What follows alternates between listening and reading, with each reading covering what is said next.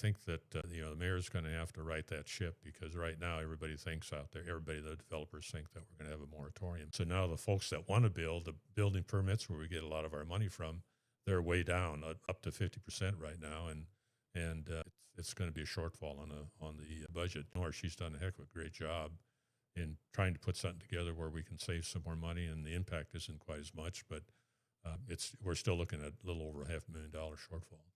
Yes, and I think that's a good point to bring out. Is it was 1.2, and I think even sometimes people they've stretched that to 1.5, and they failed to mention, well, now it's at 400,000. You mentioned moratorium, and I think that's some of the worry is, even though there's not a moratorium in place, simply mentioning the word certainly makes people worried or concerned that that may be the direction the city goes. When you look at millions and millions of dollars that these folks have to put in a project before any house is built, you can see why they're concerned. And I think that the mayor's going to have to right that ship, because right now everybody thinks out there, the developers think that we're going to have a moratorium.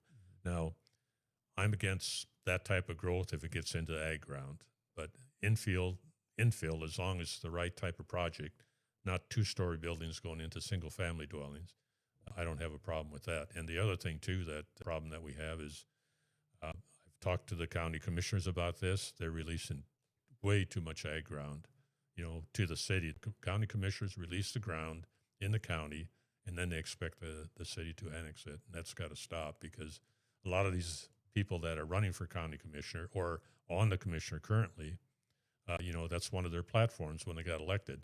We're going to save ag ground. Well, the performance isn't there. They haven't been saving ag ground at all. And then when they extended the impact zone down to Wagner, I was really upset over that, because Farmway was kind of the line in the sand for me. You don't go any further west, because all the revenue that's brought in by agriculture, and a lot of people just don't realize how much that is. We need that, for our state and to remain healthy from a revenue standpoint.